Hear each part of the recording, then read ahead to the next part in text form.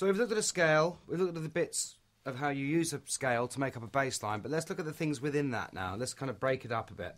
Because most of the time, when you're playing a bass line or writing a bass line, you're not going to be using a whole scale. And so it's good to know what the notes are and the relationships are within that. The most basic one is just the octave.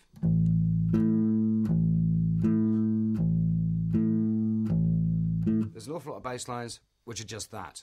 So there's that, and there's also just the root and fifth, which is like the element that's behind most, say, Latin bass lines or anything of that ilk.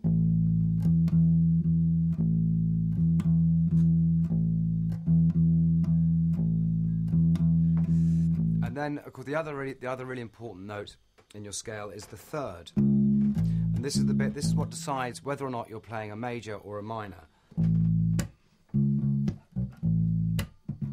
Give us an A.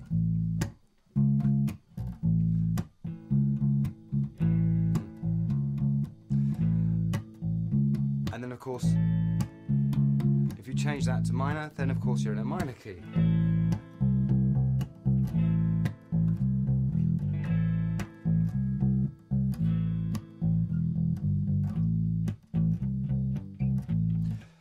So as you see, these are the things that define you. So just using the root, the fifth, and the third, those are the most important parts of your scale. And getting to use these notes, even without using the root, finding your way around using those can be a very good way of making up interesting, new and unusual bass lines.